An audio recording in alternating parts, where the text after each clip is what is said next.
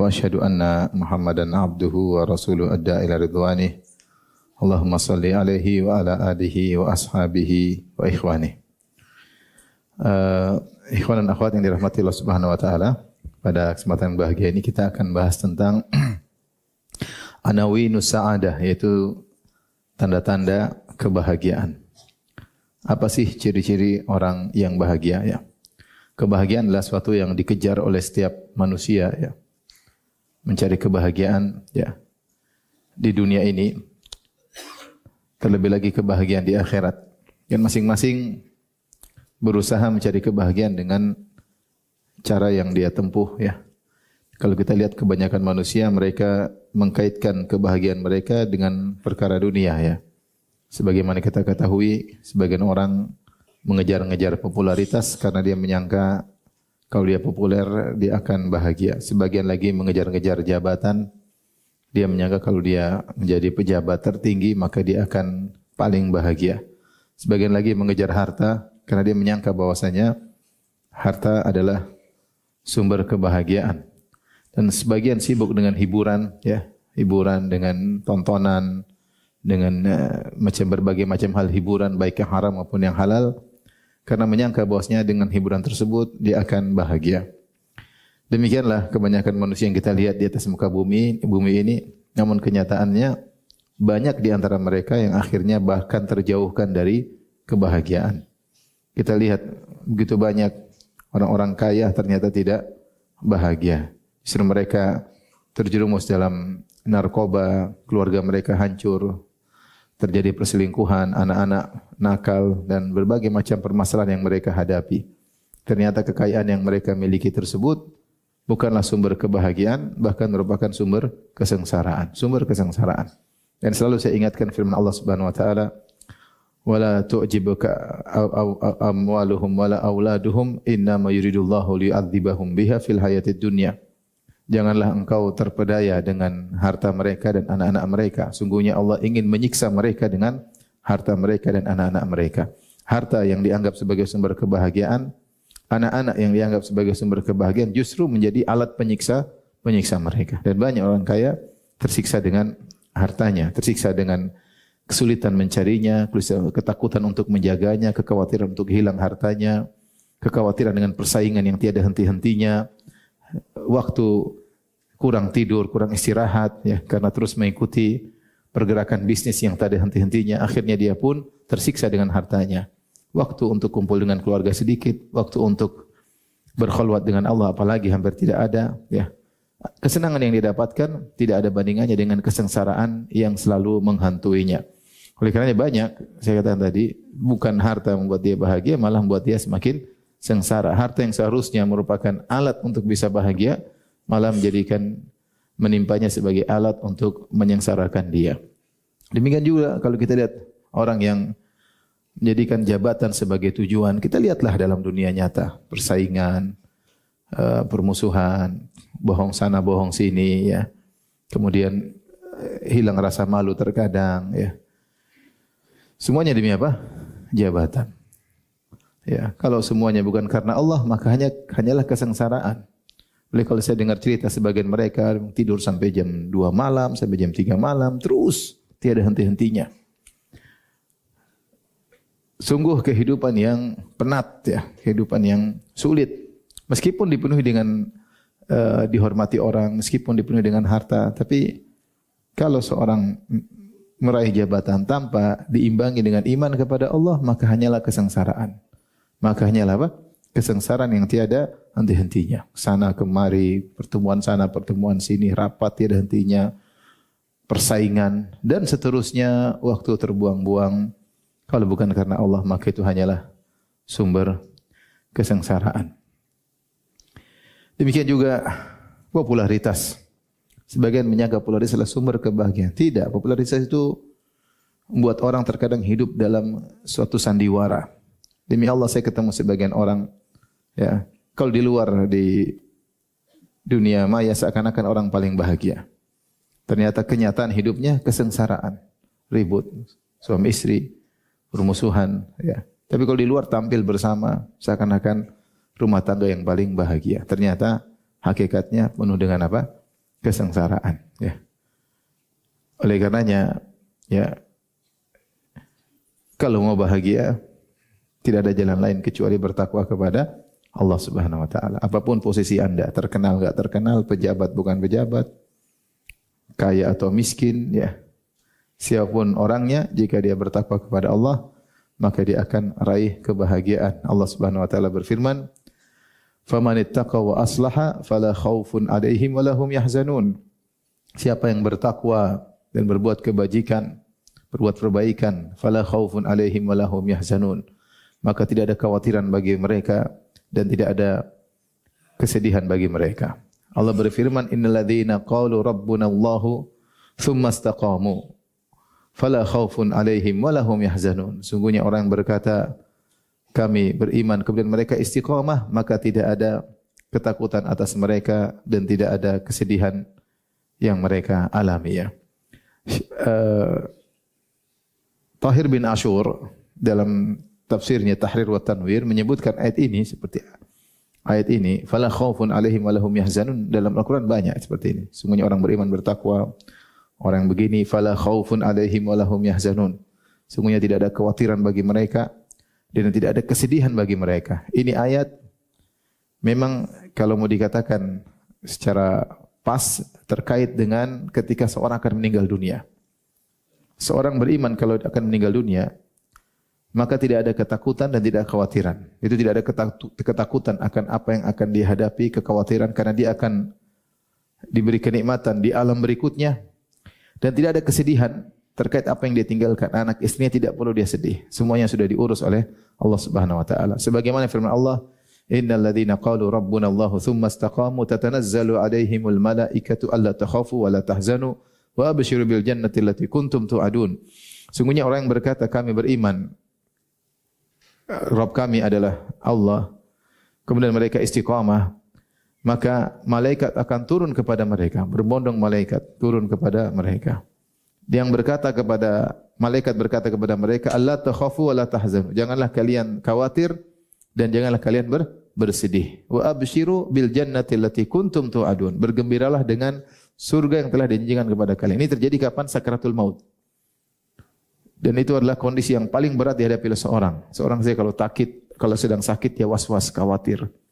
Ketika ada musibah dia khawatir, apalagi musibah terbesar, musibah kematian. Maka dia khawatir apa yang dia hadapi. Kehidupan berikutnya, di kehidupan baru dia enggak tahu bagaimana nasibnya. Apakah dia akan bahagia atau dia akan sengsara. Kemudian dia juga mikir tentang anak, istrinya, keluarganya, usahanya yang dia tinggalkan. Di saat itu, kondisi yang sangat genting tersebut, maka Allah turunkan malaikat untuk memberikan ketenangan. Allah takhafu wa la tahzanu. Jangan kalian khawatir tentang masa depan kalian, karena surga di depan kalian. Dan jangan sedih dengan apa yang kalian tinggalkan. Ketika itu seorang mukmin akan rindu bertemu dengan Allah. Yang kata Nabi sallallahu alaihi wasallam, "Man ahabba liqa Allah, ahabballahu liqa'ahu." Siapa yang cinta ingin ketemu dengan Allah, Allah pun cinta ingin ketemu dengannya. Jadi ayat-ayat ini memang terkhususkan kepada kondisi sakaratul maut. Namun kata Tahir bin Ashur dalam kitabnya Tahrir wa Tanwir, ayat ini juga umum, mencakup dalam kehidupan dunia. Seorang kalau beriman dan bertakwa, dia akan mengalami kekhawatiran. Siapapun, Nabi pun mengalami kekhawatiran. Ada kesedihan, Nabi pun pernah menangis karena sedih. Tetapi kesimpulan kehidupannya, dia tidak khawatir. Kesimpulan kehidupannya, meskipun ada kesedihan, dia akan bisa menghadapinya. Tetap kebahagiaan akan hinggap dalam hatinya. Karena Allah mengatakan, "Faman ittaqa wa aslaha," siapa yang bertakwa dan buat perbaikan, "fala khaufun 'alaihim wa lahum yahzanun." Tidak ada kekhawatiran bagi mereka dan tidak ada kesedihan bagi mereka. Maksudnya apa? Apapun yang mereka hadapi, kekhawatiran, ketakutan akan hilang. Akan sirna dengan ketakwaan yang mereka miliki. Kesedihan yang mungkin menimpanya karena ini, karena anu, akan sirna dengan ketakwaan yang dia miliki. Dan itu benar. Dan itu benar. Siapapun, kalau dia beriman kepada Allah, mungkin ada kekhawatiran. Menimpa siapa saja, tapi akan sirna kekhawatiran tersebut. Ketika dia bertakwa, Allah akan berikan ketenangan. Mungkin dia sedih, ada sesuatu yang dihadapi, mungkin inilah masalah dunia.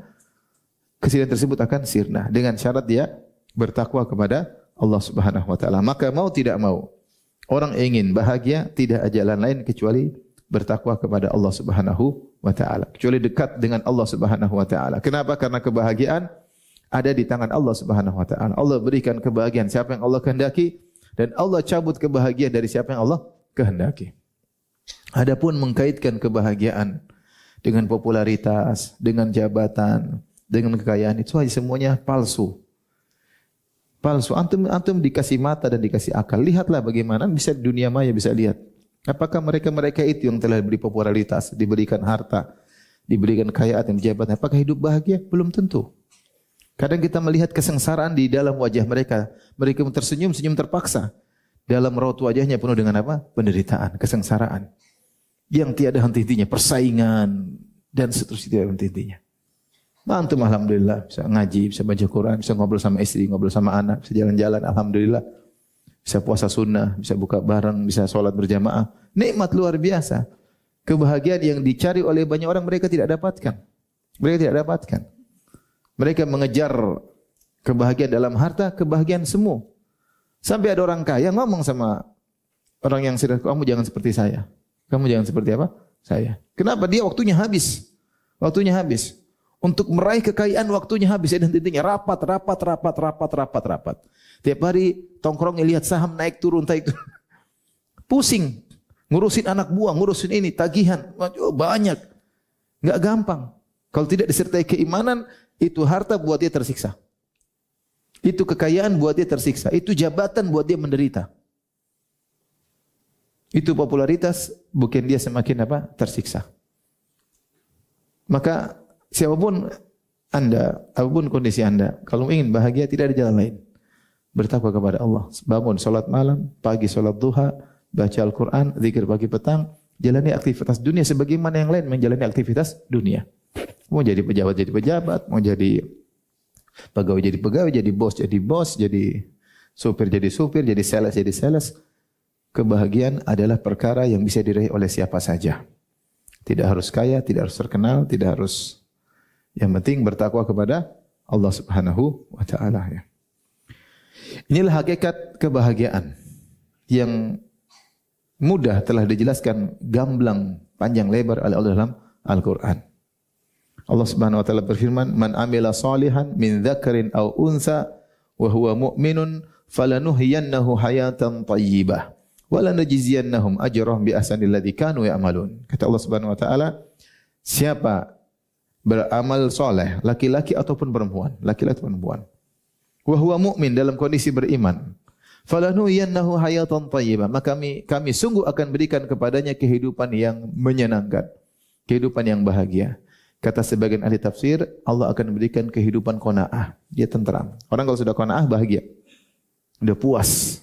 Puas dengan kondisi dia, puas dengan rumahnya, puas dengan keluarganya. Allah berikan dia qanaah. Situlah dengan syarat man amila salihan, beramal saleh dalam kondisi beriman kepada Allah Subhanahu wa taala. Allah sudah janji, falanuhyiyannahu hayatan thayyibah.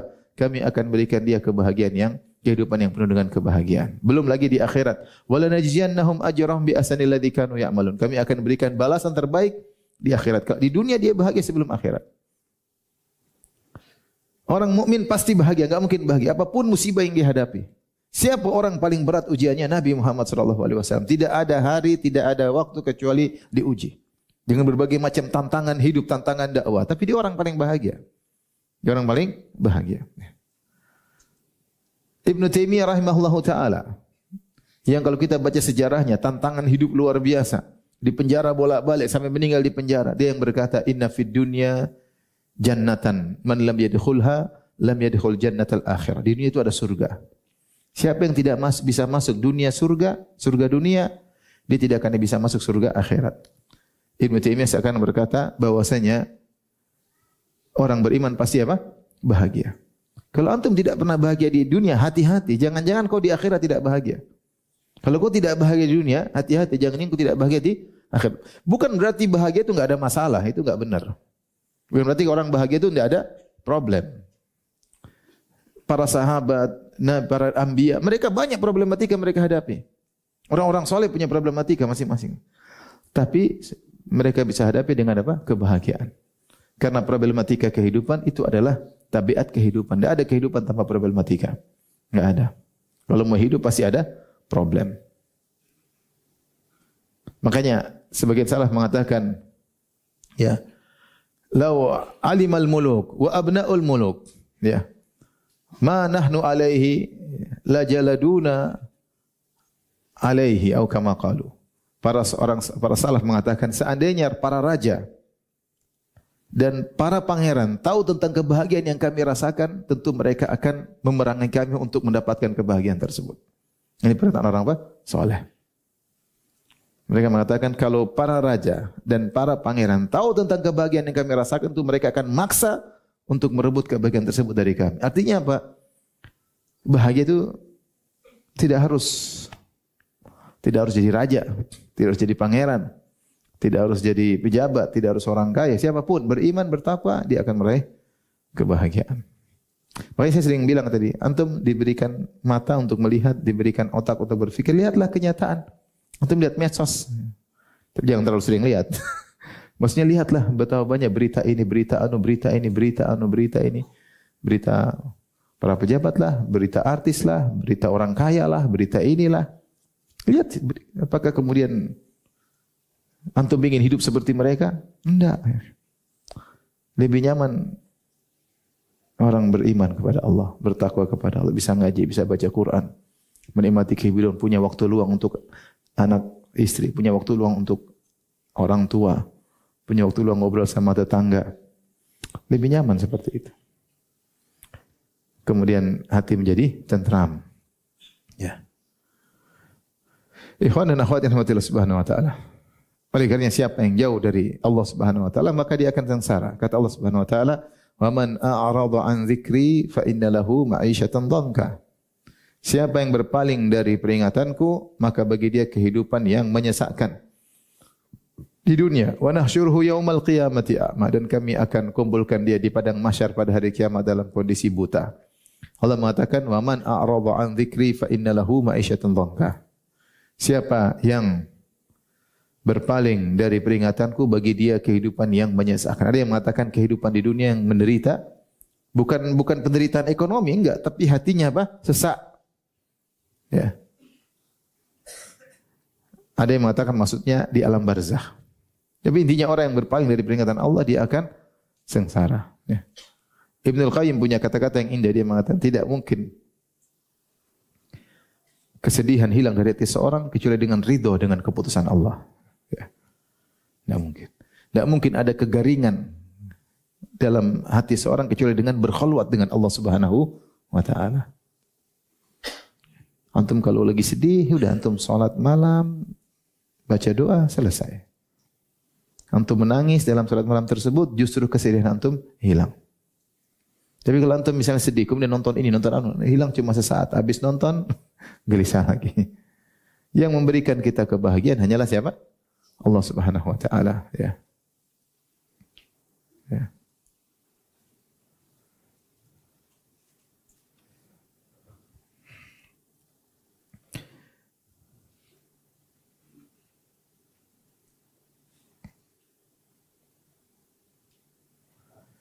Dalam Al-Quran juga, sebagian ulama menafsirkan firman Allah Subhanahu wa taala, ya. Faman yuridillahu ayyahdiyahu yashrah sadral Islam. Siapa yang Allah ingin beri hidayah kepadanya, maka Allah akan mudahkan hatinya menerima Islam. Wa man yurid an yudhillahu yaj'al sadrahu dayyiqan harajan ka'annama yas'adu fis sama', ya. Kata Allah Subhanahu wa taala, dan siapa yang ingin Allah kehendaki kesesatannya, niscaya Allah menjadikan dadanya sesak lagi sempit, seakan-akan dia sedang mendaki ke langit, mendaki ke gunung. Orang kalau mendaki gunung, oksigen semakin berkurang, itu tidak? Hatinya semakin apa? Sesak. Orang lihat dari bawah, lihat seakan-akan dia lapangan terbuka, seakan-akan dia bebas merdeka, padahal semakin apa? Sesak. Itu gambaran, sebagian ulama mengatakan, itulah gambaran orang-orang kafir. Kalau orang yang lihat mereka, seakan nyaman hidupnya, ketawa ke TV yang disko sana, disko sini, kemudian joget sana, joget sini, makan sana, makan sini. Tapi sungguhnya hati mereka apa? Sengsara. Mereka sengsara. Orang yang beriman, kita lihat dia mungkin sederhana, tapi dia beriman ke masjid, hatinya bahagia. Hatinya bahagia. Oleh karenanya tidak ada cara lain agar bahagia kecuali dengan bertakwa kepada Allah Subhanahu wa taala, tidak usah banyak teori untuk bisa bahagia, praktekkan saja ya. Praktekkan, yang penting salat 5 waktu, ada waktu zikir pagi petang, ada waktu baca Al-Qur'an, ada waktu salat duha, ada waktu salat malam, ikut pengajian, jalani ada kehidupan dunia semua menjalankan. Ya, hari ini alhamdulillah kau bisa makan sebagaimana mereka bisa makan. Kau bisa tidur sebagaimana mereka juga bisa tidur ya. Bahkan kau bisa jadi tidur di luar daripada mereka. Engkau sudah tidur, mereka masih rapat. Kau bangun segar, mereka masih pusing, urusan belum selesai. Laporan keuangan belum selesai. Apa enak hidup seperti itu? Enggak enak. Enggak enak. Ya. Di dunia saja enggak enak, apalagi di akhirat. Taib, adapun pembahasan kita tentang anawinus sahada, tanda-tanda kebahagiaan. Kita akan bacakan perkataan para salaf tentang tanda-tanda kebahagiaan yang semuanya sebenarnya kembali kepada takwa. Semuanya kembali kepada takwa, cuma praktek takwa itu mungkin berbeda-beda penjelasan para ulama. Saya akan bacakan satu-satu. Contohnya, seperti tanda-tanda kebahagiaan, kata Ibnu Mas'ud radhiyallahu anhu, min amaratis sa'adah an yushghilahu aibuhu an uyubin nas. Di antara tanda-tanda kebahagiaan adalah seorang tersibukkan dengan aibnya sendiri daripada tersibukkan dengan aib orang lain. Aib dirinya, kekurangan dirinya, menyibukkan dirinya untuk perbaikinya sehingga dia tidak sempat sibuk dengan aib orang lain. Maka kalau antum melihat ada orang suka sibuk dengan aib orang lain, itu orang tidak bahagia. Ketahuilah dia tidak bahagia. Pertama tidak bahagia, sibuk, kepo, pingin tahu sana, hati dia terpenuhi dengan kekurangan-kekurangan orang. Kemudian kejengkelan dalam hatinya. Kemudian komentar, jadi bagian itu di hati kan? Di hati. Ketika database kita salah masukkan, database aib banyak orang, kita akan menderita. Ngelihat sana, ngelihat sini, jengkel sana, jengkel sini, komentar sana, komentar sini. Ya. Ada orang suka kepo dengan aib orang, sibuk dengan aib orang, komentar dengan aib orang, ketahuilah dia tidak bahagia. Orang bahagia itu dia punya kekurangan banyak, dia tahu dia perbaiki dirinya, dia tahu dia masih suka riya, dia tahu dia masih suka ujub, dia tahu dia suka sering merendahkan orang lain, kalau memandang orang dengan pandangan rendah. Dia sadar, dia selalu ngecek dirinya. Dia tahu dia masih suka emosi, dia tahu dia kurang sabar, dia tahu dia masih terjebak dengan syahwatnya, sehingga dia sibuk memperbaiki diri. Itu orang yang bahagia, kata Ibnu Mas'ud radhiyallahu taala anhu. Ini contoh tanda kebahagiaan menurut Ibnu Mas'ud radhiyallahu anhu. Maka kita berkaca diri kita model yang mana nih? Sibuk dengan aib orang atau sibuk dengan aib sendiri? Di antara ciri orang bahagia, kalau diceritain tentang aib orang, dia enggak mendengar. Udahlah. Kamu nasihati langsung lah, ngapain diceritain ke saya? Kalau antum ingin bahagia enggak usah dengar. Kalau antum sengaja dengar, antum hanya menyiksa diri sendiri. Ngapain? Timbul jengkel, suudzon sama orang, ketemu orang suudzon, sudah seorang merendahkan, enggak usah lah. Kamu bilang sama dia, kau kalau pengin, kau nasihati itu kan saudaramu sama mukmin, saudara, ngapain cerita ke saya? Ngapain cerita ke saya? Makanya di antara pekerjaan ustadz yang tidak mengenakan mendengar kejelekan orang lain. Iya, saya tidak mendengar tapi harus dengar. Karena orang terkadang cari solusi, saya sendiri malas dengar. Tapi saya harus apa? Dengar. Terkadang datang ke rumah, kemudian curhat. Akhirnya saya tahu aib apa orang yang harusnya saya tidak tahu, saya pun harus tahu. Dan itu tidak menyenangkan, tidak mengenakan. Ya, kalau saya tidak tahu lebih baik. Ya, tapi terkadang saya harus tahu ya. Ada orang pernah datang ke rumah, Ustadz ini tahu cerita ini tentang Ustadz yang lain. Saya bilang saya enggak mau dengar. Ustadz itu kan versi di medsos pun saya enggak dengar. Ustadz dengar dulu versi saya enggak mau dengar versi kamu. Udah saya enggak mau dengar. Saya enggak mau dengar. Kenapa saya harus dengar? Saya juga tidak bisa nasihat ustadz tersebut. Ngapain? Oleh karenanya, kalau ingin bahagia, bertakwa. Di antara ketakwaan adalah sibuk dengan aib sendiri, tidak sibuk dengan aib orang lain. Kalau kebutuhan Allah membuat antum melihat, tahu aib orang, nasihati orang tersebut. Ya, sekarang tersebut. Contoh lagi, perkataan Misalnya perkataan Ibn Taimiyah rahimahullah ta'ala.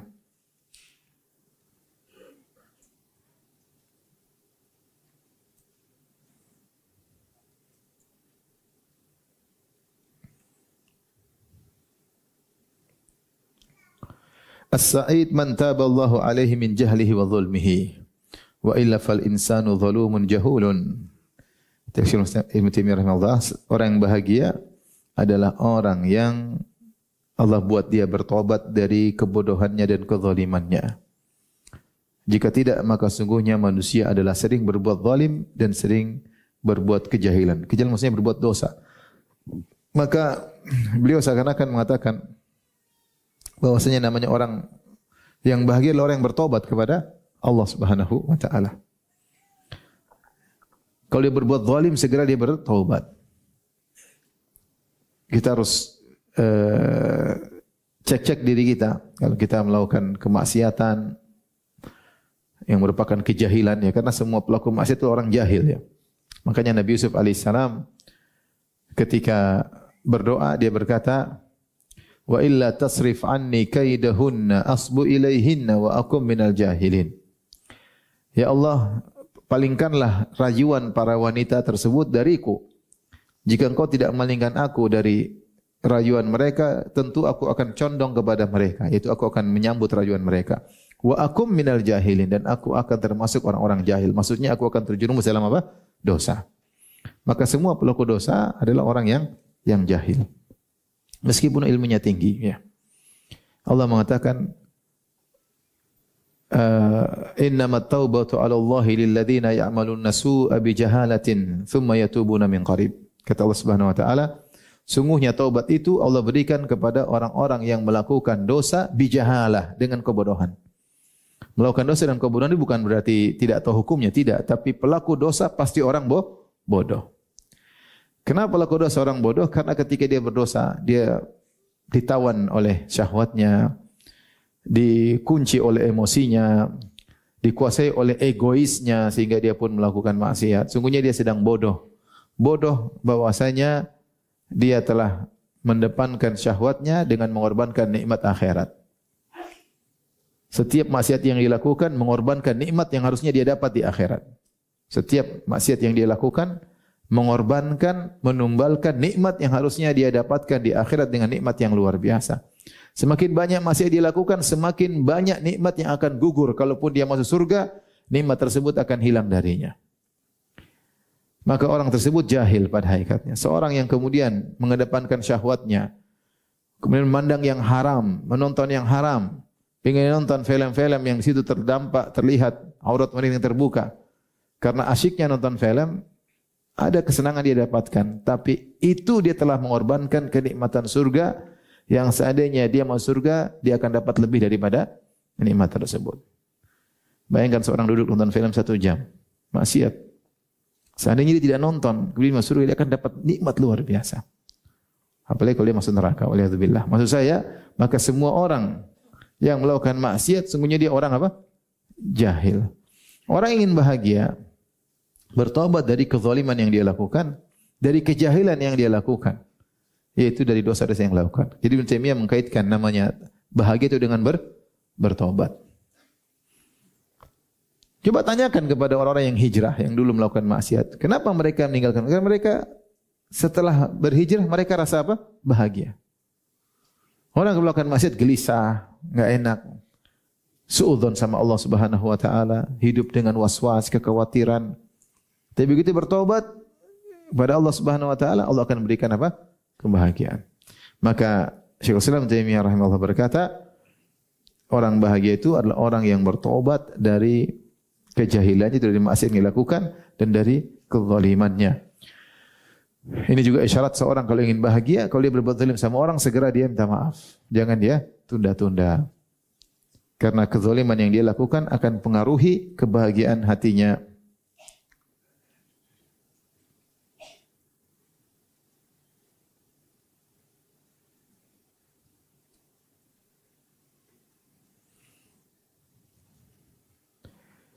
Demikian juga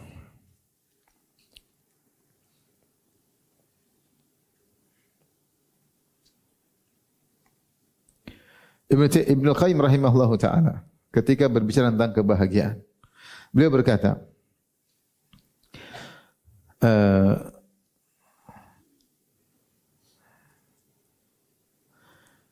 kata beliau, "Hadhil mahabbatu hiya unwanus sa'adah."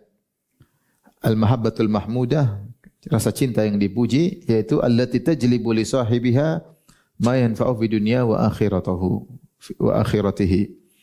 Yaitu kecintaan yang mendatangkan bagi pencintanya manfaat bagi dunianya maupun akhirat. Yaitu kecintaan yang dipuji oleh Allah, kecintaan yang menyebabkan dia mendapatkan manfaat dunia dan akhirat. Wa hadhil mahabbah hiya unwanus sa'adah, dan rasa cinta ini adalah tanda kebahagiaan. Wa a'dhamu anwa'il mahabbah al-mahmudah, dan cinta, jenis cinta yang terpuji yang paling besar adalah mahabbatullahi wahdahu, mencintai Allah semata, wa mahabbatu ma ahabba, dan mencintai apa yang dicintai oleh Allah Subhanahu wa taala. Wa hadhil mahabbah hiya aslus sa'adati wa ra'suha, dan cinta ini adalah landasan dari segala kebahagiaan dan adalah puncak dari segala kebahagiaan. Ibnu Qayyim rahimahullah taala menyatakan sebab utama kebahagiaan adalah cinta kepada Allah Subhanahu wa taala. Adalah landasan segala kebahagiaan dan puncak segala kebahagiaan adalah cinta kepada Allah. Beliau juga berkata, a'dhamu sa'adatil abdi, kebahagiaan paling agung dimiliki oleh seorang hamba yaitu tafrigu qalbihi luhabbillah, dia fokuskan hatinya untuk cinta kepada Allah Subhanahu wa taala. Ini kelihatannya sepele, tapi benar ini adalah puncak kebahagiaan. Makanya Ibnu Qayyim rahimahullah punya perhatian khusus tentang penjelasan terhadap nama-nama Allah dan sifat-sifat Allah. Sampai ditulis risalah doktora 3 jilid oleh seorang syekh namanya Al-Walid Al-Ali. Dia nulis 3 jilid tentang pembahasan Ibnu Taimiyah tentang nama-nama dan sifat-sifat Allah Subhanahu wa taala. Kita kalau ingin bahagia, berusaha untuk mencintai Allah Subhanahu wa taala.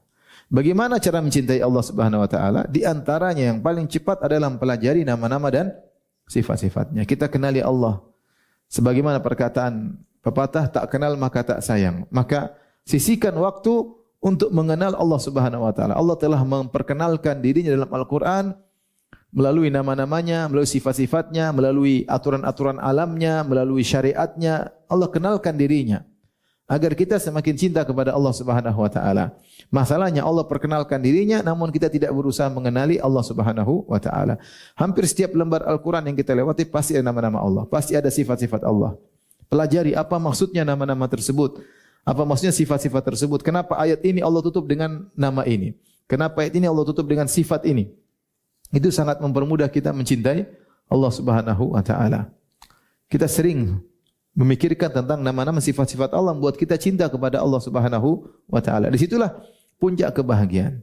Puncak kebahagiaan adalah jika hatimu dipakai untuk memikirkan pencipta hati tersebut, pemilik hati tersebut, Allah Subhanahu wa taala. Dan puncak kesengsaraan jika hatimu semakin kosong dari sang pencipta hati. Orang selalu mikir dunia, lupa dengan mikir Allah, hatinya sengsara, hatinya kering. Orang yang selalu mikir Allah Subhanahu wa taala, mikir Allah Subhanahu wa taala, mikir sifat-sifatnya, mikir nama-nama, mikir syariatnya, mikir apa yang dicintai oleh Allah, mikir apa yang dilarang oleh Allah Subhanahu wa taala. Saya lakukan ini sesuai syariat atau tidak? Ini benar atau tidak? Allah ridha atau tidak? Maka itu orang bahagia.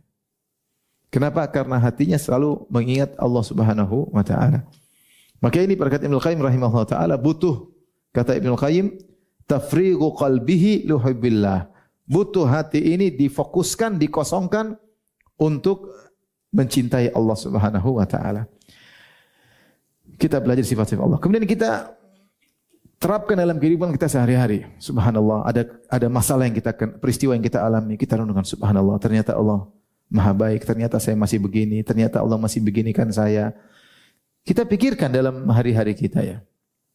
Bahwasanya Tuhan kita ini berikan nikmat kepada kita terlalu banyak. Ya, terlalu banyak. Sehingga ini membuat kita mencintai Allah Subhanahu wa taala. Dan saya rasa kalau seorang berusaha mencintai Allah, maka Allah akan memudahkan dia mencintai Allah Subhanahu wa taala. Karena dalam hadis qudsi kata Allah Subhanahu wa taala, "Idza taqarraba ilayya 'abdi shibran, taqarrabtu ilaihi dhira'an." Jika hambaku berusaha mendekatkan dirinya kepadaku sejengkal, maka aku akan mendekat kepadanya dengan sehasta. Yaitu Allah lebih menyambut lagi. Lebih daripada usaha kita. Usaha kita mengenal Allah, Allah lebih mudah mengenalkan dirinya kepada kita. Cuma butuh waktu. Belajar, dengar kajian tentang nama-nama Allah, tentang sifat-sifat Allah. Ini cara mudah kita untuk cinta kepada Allah. Nah, kalau kita sudah cinta sama Allah, kita maksiat pun takut. Ya Allah, nanti kalau Allah tidak cinta sama saya bagaimana? Gara-gara hanya melihat yang haram, gara-gara hanya mendahulukan emosi atau egoisme. Kalau saya ditinggal oleh Allah bagaimana? Kenyamanan yang Allah berikan, kalau Allah cabut bagaimana? Bagaimana sih rasanya kalau tidak disenangi oleh Allah Subhanahu wa taala? Takutnya cinta kita bertepuk sebelah tangan. Maka di antara kebahagiaan adalah fokus agar kita bisa cinta kepada Allah. Disitulah ketentraman. Apapun masalah yang kita hadapi, kita akan tenang. Kenapa? Kita merasa Allah dekat dengan kita. Kapan kita merasa Allah dekat dengan kita, kita nyaman. Tenang aja, ada Allah. Tenang aja, ada masalah, tenang. Ada Allah. Selalu demikian. Tapi kapan hati kita kosong, yang kita pikirkan dunia, enggak pernah mikir akhirat, enggak pernah mikir Allah Subhanahu wa taala, bagaimana mau bahagia? Maka ini kelihatannya sepele, namun kata Ibnu Qayyim, ini adalah aslus sa'adah, ya, ini adalah puncak dari kebahagiaan, adalah landasan kebahagiaan, wa ra'suha, landasan dan puncak kebahagiaan adalah hati cinta kepada Allah Subhanahu wa taala. Dan itu dengan belajar. Kita kalau belajar tentang tafsir, tentang ayat-ayat itu, subhanallah. Luar biasa ayat ini. Kenapa yang berbicara Rabbul Alamin? Tafsirnya sungguh menakjubkan. Kalau kita lihat para ahli tafsir membahas satu ayat, kita Masya Allah, kita kagum dengan Tuhan pencipta kita ini. Luar biasa ya. Bagaimana bisa begini? Kita belajar syariatnya, subhanallah, bagaimana syariat ini begitu profesional, begitu kokoh, begitu indah, begitu tahu tentang maslahat. Kenapa yang bikin tersyariat adalah siapa? Allah Subhanahu wa taala. Ini semua dengan ilmu.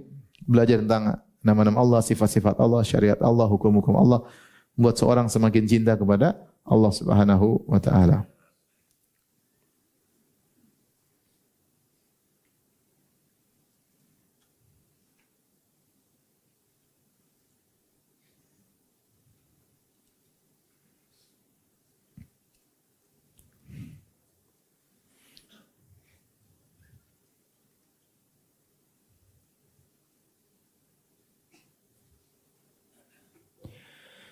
Di antaranya puncak kebahagiaan juga. Ini kelanjutan dari mencintai Allah Subhanahu wa taala. Kata Ibnu Qayyim rahimahullah taala, "A'dhamu sa'adatil 'abdi tafriqu lisanihi li dzikrihi." Di antara puncak kebahagiaan seorang hamba adalah memfokuskan lisannya untuk mengingat Allah, untuk berzikir kepada Allah Subhanahu wa taala. Beliau berkata juga, "Ajallul maqasidi ma'rifatullah." Di antara tujuan yang paling agung adalah mengenal Allah. Wa tana'umu bi dzikrihi, dan berlezat-lezat dengan berzikir kepada Allah.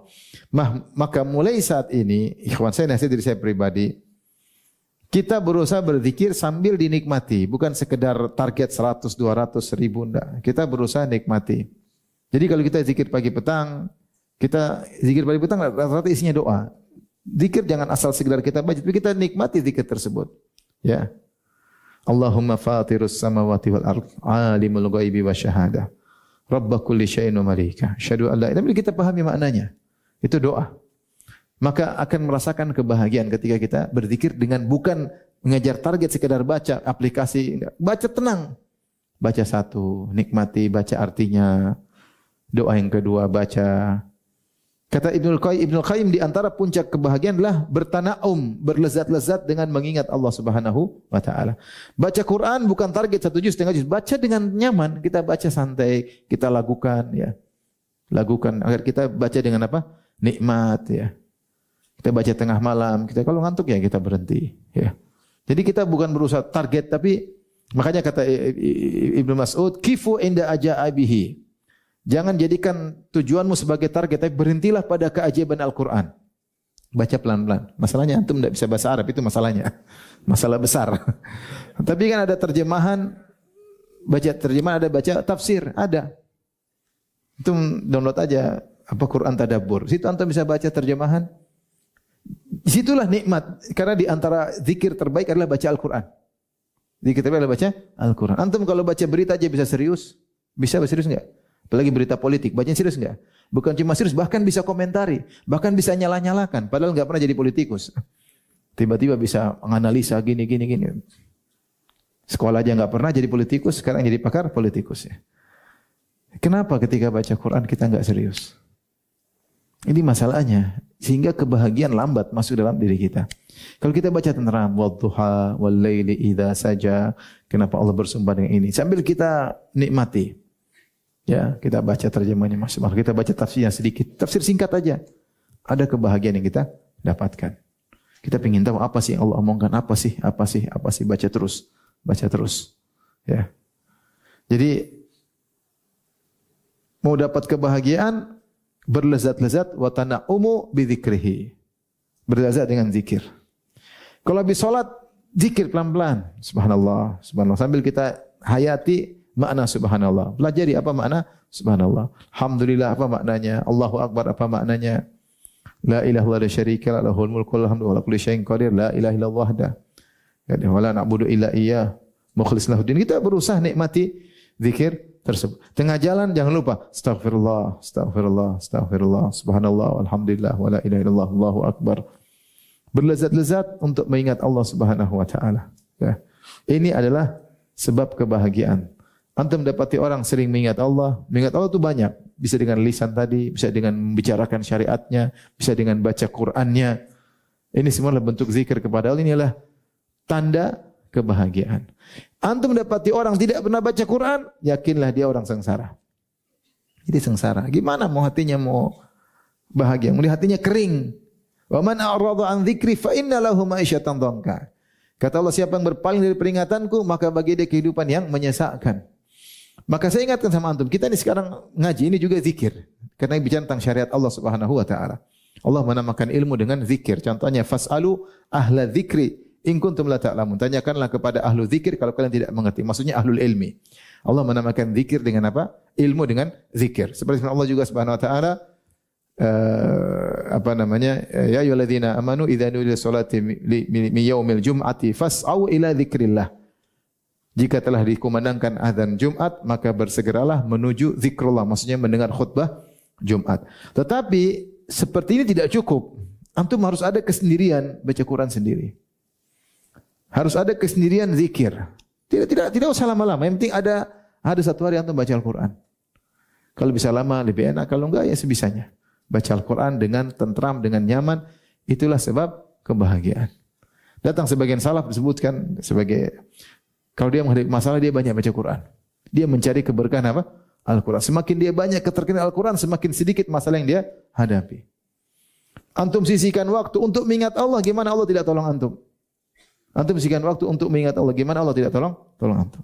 Sisihkan waktu. Alhamdulillah, sebenarnya banyak waktu baca Quran. Antum di pesawat bisa baca Al-Quran. Antum naik kendaraan kalau dibonceng bisa baca Al-Quran. Ya. Kalau enggak antum bisa dengar tilawah Al-Quran. Ya. Intinya ada waktu. Jangan sok sibuk ya. Jangan sok sibuk. Apa yang mau disibukkan ya? Istri juga cuma satu, mau sok sibuk. Ada waktu pasti. Jangan sok sibuk ya. Anak juga cuma berapa kan, mau sok sibuk ya. Bisnis juga enggak kaya-kaya banget, sok sibuk. Ada teman memimpin 11 perusahaan. Pun bisa ngaji, pun bisa baca Quran. Antum berapa perusahaan antum pimpin? Tidak ada pimpin, semua anak buah. 3 perusahaan jadi anak buah semua. Jadi maksudnya kita ini terkadang sok sibuk. Padahal waktu itu ada. Waktu untuk baca berita politik aja ada. Kenapa enggak waktu untuk baca berita akhirat tidak ada? Harusnya ada. Ngaji ada waktu.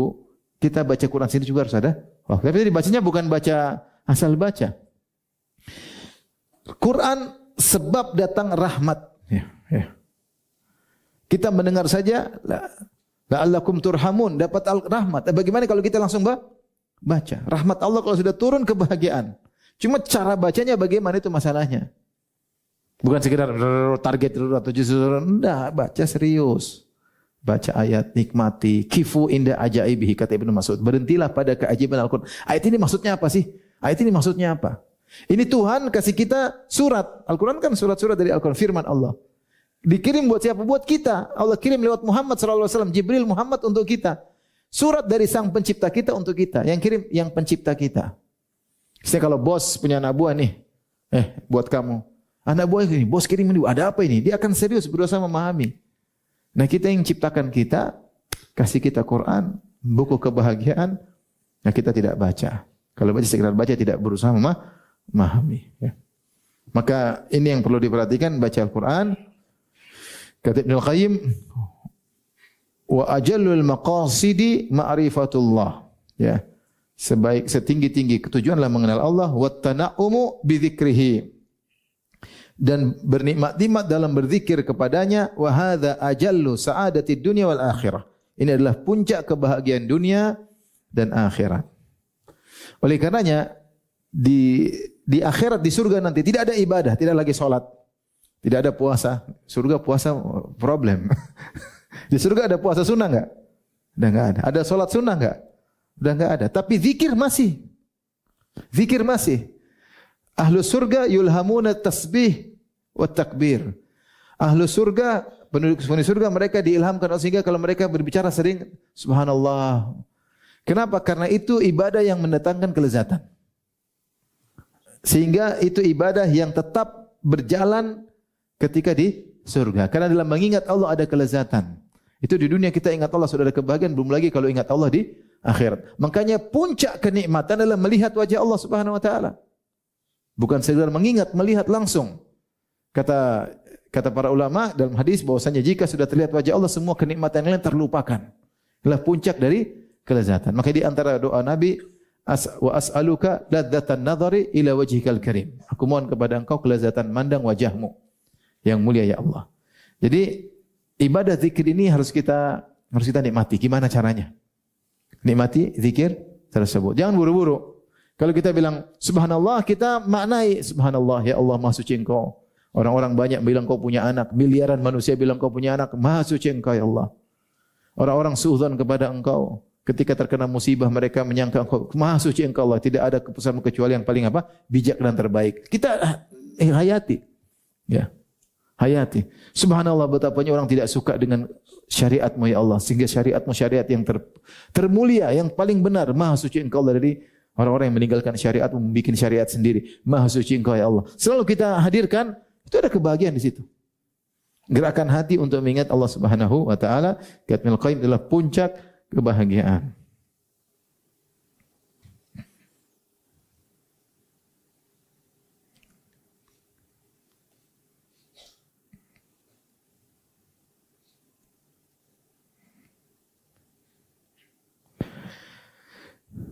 Syekh Muhammad bin Abdul Wahhab rahimahullahu taala berkata dalam satu bukunya, dalam risalahnya, beliau berkata, as'alullahal karim rabbal arsyil azim an yatawallaka fid dunya wal akhirah.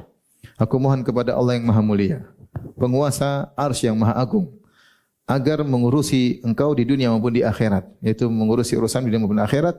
Wa an yaj'alaka mubarakan aina ma kunta, dan Allah menjadikan engkau berkah dimanapun engkau berada.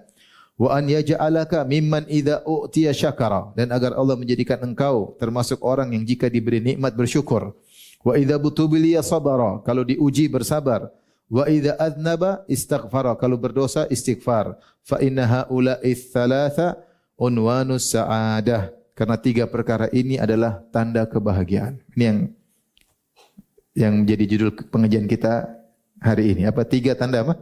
Kebahagiaan. Tanda-tanda tadi banyak. Cuman hanya saja Syekh Muhammad Wahab rahimahullah menyebutkan tiga tanda kebahagiaan yang penting, yaitu idza u'tiya syakara, kalau diberi kenikmatan bersyukur, wa idza ubtuliya sabara, kalau diberi ujian bersabar, wa idza adnaba istighfar, kalau berdosa maka beristighfar. Dan ini subhanallah khulasah intisari dari sikap hidup manusia. Kita di dunia ini cuma tidak keluar dari tiga ini.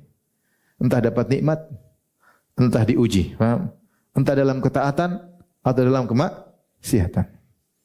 Siapa yang bisa mengalami, menyikapi pernak-pernik kehidupan dunia, roda perputaran kehidupan dengan tiga cara ini, maka dia orang yang bahagia. Karena kita di dunia ini kalau bukan dapat nikmat, sedang uji. Kalau tidak dalam ketaatan sedang bermaksiat. Tidak ada kemungkinan yang lain.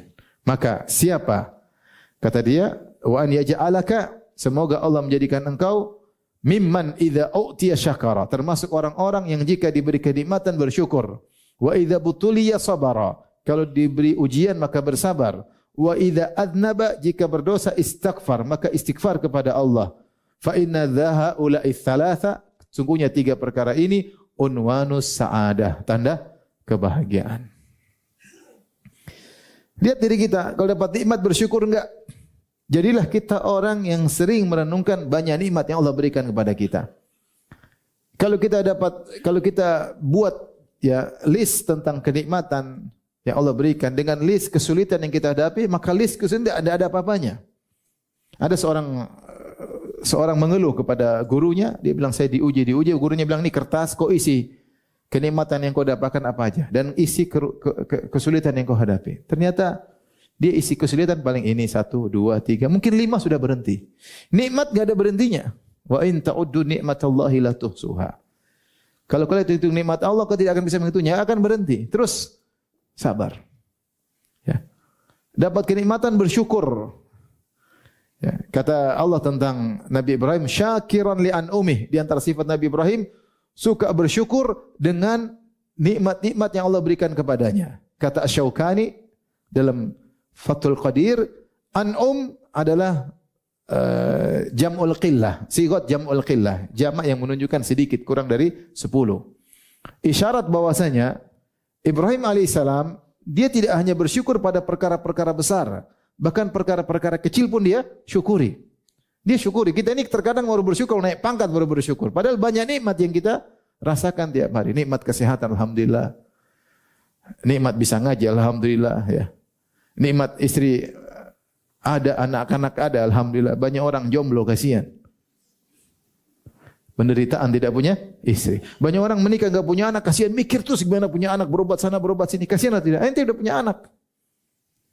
Gila, anak kita mungkin kesana kemari loncat sana, alhamdulillah. Banyak orang yang pingin punya anak. Ente punya anak nakal-nakal dikit bersyukur. Ya. Banyak orang pingin punya anak enggak bisa punya anak. Ente punya istri ngomel-ngomel dikit syukuri. Banyak orang yang tidak ada istrinya ngomel karena tidak punya istri. Ngomel itu suatu konsekuensi logis dalam rumah tangga. Namanya istri pasti ngomel, kecuali Khadijah. Khadijah mana ada lagi zaman sekarang. Khadijah Bekasi mungkin. Tanya ibu-ibu, kenapa ibu tidak seperti Khadijah? Kata dia, karena suamiku bukan Muhammad sallallahu alaihi wasallam. Repot. Jadi syukuri aja, nikmat banyak kalau kita mau syukuri, banyak sekali. Ya. Jadi dapat nikmat syukur. Nabi Ibrahim alaihissalam dapat nikmat ataupun mudah bersyukur. Dan itu juga disebutkan tentang Nabi Nuh. Innahu kana abdan syakura. Allah mengatakan sungguhnya Nuh adalah hamba yang pandai bersyukur. Kalau antum baca buku tafsir disebutkan, para ulama tafsir menyatakan, Nuh alaihissalam kalau dipakai baju, dia memuji Allah, alhamdulillah yang berikan aku baju. Kalau Allah berkehendak, aku tidak punya baju. Kalau dia makan, dia bilang alhamdulillah yang telah berikan aku makan. Kalau Allah berkehendak, aku dijadikan lapar oleh Allah. Kalau dia minum, dia puji Allah. Kalau dia pakai sendal, alhamdulillah saya punya sendal. Kalau tidak, Allah berkehendak untuk saya berjalan tanpa sendal. Untuk naik kendaraan, alhamdulillah punya kendaraan. Banyak orang tidak punya apa? Kendaraan. Dia mensyukuri setiap nikmat yang dia rasakan. Subhanallah, Nuh alaihissalam. Makanya Allah sebutkan, innahu kana abdan syakura. Syakura itu senantiasa. Syakur. Sigah mubalaghah. Ya. Syakur, senantiasa bersyukur. Ya. Oleh karenanya, kalau ingin bahagia, suka bersyukur. Pikir yang nyaman-nyaman, jangan pikir yang negatif. Ya. Makanya ketika Nabi Ibrahim, kita cerita tentang kisah 2 istri Nabi Ismail. Nabi Ismail pertama kali nikah dengan seorang wanita. Ibrahim alaihissalam kemudian datang jenguk, dia tanya sama, mana Ismail? Ismail lagi pergi. Kata istrinya yang pertama, kharaja yabtaghi lana, sedang cari berburu. Di Mekah itu berburu. Kemudian Ibrahim alaihissalam bertanya, bagaimana kehidupan kalian? Maka istrinya mengeluh, nahnu fi syiddah, nahnu fi dhiq, kami dalam kondisi sulit, susah kehidupan kami. Dia ngeluh. Maka Ibrahim berkata, kalau Ismail datang, kirim salam kepadanya dan bilang ganti injakan pintu, atabatal bab. Kenapa? Ini injakan pintu itu suka ngomel. Akhirnya Ismail datang cerita, oh ya tadi bapakku dia suruh kamu, saya cerai kamu. Ilhaqi bi ahlik, pulang ke rumah orang tuamu. Kemudian dia nikah lagi dengan seorang wanita yang pandai bersyukur. Kehidupan ekonomi tidak berubah. Ibrahim ketika nikah dengan istri yang pertama yang diceraikan dengan istri yang baru tidak ada perubahan ekonomi, sama aja. Tapi lihat bagaimana istri yang kedua yang baru ini, bukan istri kedua, ya ini maksud istri yang baru. Nabi istrinya memandang dengan pandangan positif. Ketika Ibrahim tanya, "Aina Ismail?" Mana suamimu? "Kharaja yabtaghi lana." Sedang berburu. Bagaimana kondisi kalian? Kami dalam kondisi nyaman, tenteram. Subhanallah. Ketika Ismail datang, tadi siapa datang? Kata istrinya, tadi ada laki-laki, Masya Allah, penampilannya bagus. Dia puji. Sementara yang pertama tadi ada orang tua. Yang istri kedua, cara menilai sesuatu itu menilai positif. Si Ibrahim bilang kalau datang Ismail bilang sabit atabata babik. Kalau datang Ismail bilang salam dariku dan bilang suruh pertahankan pijakan apa? Kaki. Akhirnya dipertahankan. Istri yang berkah inilah kemudian muncul Nabi Muhammad sallallahu alaihi wasallam dari istri ini yang penuh dengan apa? Keberkahan. Jadi kalau orang bersyukur dia akan bahagia. Sebenarnya cara pandang aja dalam permasalahan. Kalau antum cara pandang yang negatif pasti antum jengkel terus. Tapi kalau dari sisi positif ya itulah keindahan itu nampak setelah kau tahu ada keburukannya. Jadi sisi positifnya dilihat. Maka kita akan menjadi orang yang bersyukur. Kemudian kalau diuji bersabar. Dan kita diuji oleh Allah Subhanahu wa taala, alhamdulillah. Berarti Allah mengurangi dosa-dosa kita. Kalau kita bersabar berarti diangkat derajatnya. Kalau kita bersabar ini Allah kasih ujian untuk menghindarkan kita dari musibah yang lebih besar. Inna ma'al usri yusra. Kalau kita terkena musibah misalnya tabrakan, alhamdulillah, mobil rusak, anak selamat, alhamdulillah. Kalaupun ada yang meninggal, alhamdulillah tidak semua meninggal. Selalu berpikir apa? Positif. Ya, selalu berpikir apa? Positif. Kata Ibnul Qayyim, kalau kau tidak mampu berpikir, ingatlah kisah Nabi Khidir yang membunuh anak kecil. Ketika Musa alaihissalam bertanya tentang anak kecil kenapa yang dibunuh oleh Nabi Khidir, kata Nabi wa ammal gulamu fakana abawahu mu'minaini fa khashina an yurhiqahuma tughyanan wa kufra fa aradna ayyubdilahuma rabbuhuma khairan minhu zakatan wa aqraba ruhma. Adapun anak kecil yang saya bunuh tersebut, anak ini kalau dibiarkan hidup dia akan menjerumuskan orang tuanya ke dalam kekufuran, dalam kezaliman. Maka kami ingin Allah mengganti dia dengan anak yang baik, yang lebih rahmat kepada orang tuanya. Akhirnya ternyata di balik wafatnya anak itu ada hikmahnya. Seandainya anak ini hidup, dia menjadi anak nakal dan akan membuat orang tuanya terjerumus dalam kemaksiatan dan kekufuran. Kata Ibnul Qayyim, kalau kau tidak bisa paham tentang suatu keputusan Allah, ingat kisah ini. Orang tuanya mungkin tidak paham kenapa anak saya mati. Dia tidak paham. Ternyata anaknya kalau hidup bikin apa? Masalah. Mereka semakin jauh dari Allah Subhanahu wa taala. Mau saya pun menimpa kita kelihatannya suatu keindahan diambil oleh Allah, yakinlah di balik itu pasti ada kebaikan. Anak kita misalnya, kita tidak pingin, tapi seandainya ada anak meninggal, berat sekali, siapa yang kuat? Kita bilang alhamdulillah dia meninggal belum ada dosanya, paham? Kalau dia besar enggak tahu kehidupan ke depan, internet kayak apa, ya medsos kayak apa, drama Korea kayak apa, film India kayak apa, musik-musik homoseksual kayak apa, kebohongan di mana-mana. Dihadapi masa itu, apakah dia kuat bertahan? Belum tentu. Meninggal masih kecil, ya adalah Allah ingin selamat dari dosa-dosa. Kalau meninggal masih kecil, akan menjadi faratan, menjadi pemberi syafaat bagi orang tuanya pada hari kiamat. Maksudnya kita berpikir positif. Kita tidak ingin anak kita meninggal, enggak ada. Siapa yang ingin anak meninggal? Tapi kalau kita berpikir positif, di balik segala musibah pasti ada hikmah. Terkadang Allah bukakan hikmah tersebut, terkadang kita tidak tahu. Dan yang terakhir tanda kebahagiaan, kalau berdosa segera istighfar, jangan tunda-tunda. Segera berdoa, astagfirullah, jangan akhadhatul izzah, kalau ditegur kita malah angkuh. Kalau kita salah istri bilang istighfar, abi, astagfirullah ya. Gara-gara kamu saya berdosa. Jangan, udah kita istighfar. Ini semua karena kesalahan kita. Kadang-kadang kita. Ada orang tegur kita, astagfirullah. Jangan kita sombong malah. Kamu yang salah. Ada orang bilang, ya akhi, istighfar. Ente yang istighfar bukan saya. Gitu. Suruh-suruh saya. Itu sombong namanya, Pak. Ditegur, diambil apa? Ditimpa dengan kesombongan. Istighfar ya akhi, ente yang istighfar. Malah marah ya. Ya. Jangan emosi, tambah emosi. Emosi aja. Jadi orang bahagia kalau kita nggak mungkin nggak berdosa. Siapa sih kita nggak? Pasti kita berdosa. Siapapun orangnya, siapapun kita pasti berdosa. Pasti ada pandangan yang salah kita lihat, pendengaran yang salah kita dengar, lisan tidak bisa kita kontrol, ucapan kata-kata yang tidak kita pikirkan terlebih dahulu, hati tidak bisa kita kontrol. Tahu-tahu kita riya, tahu-tahu kita ujub, tahu-tahu kita sombong. Dosa kita banyak. Terkadang di luar kontrol, terkadang di bawah kontrol kita. Memang kita ingin berdosa.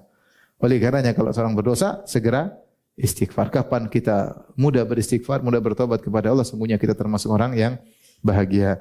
Demikian saja, ikhwan dan akhwat, kajian kita tentang tanda-tanda kebahagiaan. Bukan cuma 3 ya, tapi disebut tadi beberapa tanda.